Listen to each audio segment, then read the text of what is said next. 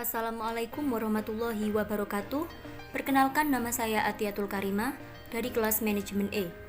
Di sini saya akan menyampaikan pendapat tentang Indonesia sebagai superpower peradaban Islam dunia dengan dosen pembimbing yaitu Bapak Sugeng Ali Mansur, MPD. Sebelum saya menjelaskan tentang Indonesia sebagai superpower peradaban Islam, di sini saya akan menjelaskan tentang beberapa jalur masuknya Islam ke Indonesia. Yang pertama yaitu melalui jalur perdagangan. Pada abad 7 Masehi, Indonesia kedatangan beberapa pedagang dari luar, diantaranya yaitu dari Gujarat, India, Persia, dan bangsa Arab. Hal ini menimbulkan masyarakat Indonesia semakin dekat atau semakin bekerja sama dengan pedagang Arab lainnya. Yang kedua, melalui jalur perkawinan. Pernikahan dengan para putri raja atau putri kerajaan. Hal ini membuat para keluarga bangsawan tersebut masuk Islam, kemudian diikuti juga oleh rakyatnya. Hal ini menyebabkan Indonesia semakin pesat Islamnya. Yang ketiga yaitu melalui jalur pendidikan.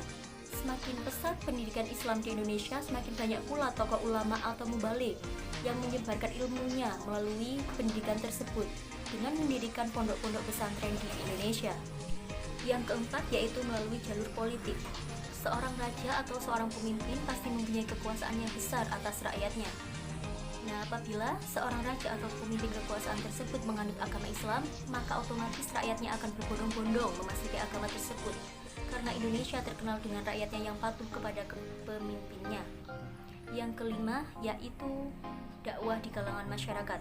Di kalangan masyarakat pasti ada juru-juru dakwah atau seseorang yang menyebarkan agama Islam, seperti di zaman dahulu yaitu para wali songo. Yang keenam yaitu seni budaya. Perkembangan Islam di Indonesia juga melalui seni budaya seperti seni bangunan, seni musik, seni tari, seni sastra, dan seni lainnya. Yang terakhir yaitu tasawuf, seorang sufi yang dikenal dengan kesederhanaan dalam hidupnya. Materi selanjutnya yaitu Indonesia sebagai superpower peradaban Islam dunia. Di sini saya akan menyampaikan argumen saya tentang bagaimana atau upaya untuk memajukan Islam Indonesia agar menjadi superpower dunia. Yang pertama yaitu dengan mendirikan pesantren. Pesantren adalah tempat santri-santri untuk menimba ilmu dan di mana santri-santri tersebut bertempat tinggal di sana.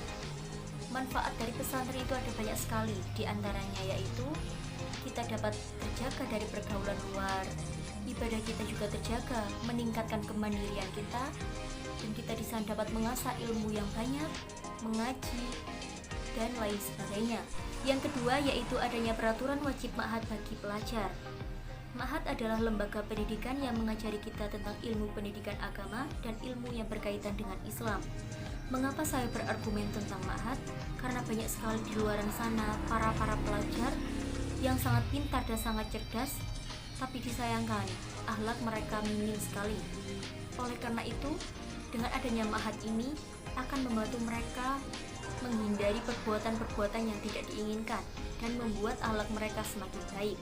Yang ketiga yaitu persyaratan daftar sekolah umum disertakan dengan ijazah atau sertifikat madrasah diniyah bagi yang muslim. Mengapa demikian? Karena seiring berkembangnya zaman, banyak orang tua dari mereka tidak memikirkan lagi tentang ajaran agama Islam. Mereka hanya berpikir bahwa ajaran agama yang diperoleh dari sekolah umum itu saja cukup. Ternyata tidak sama sekali.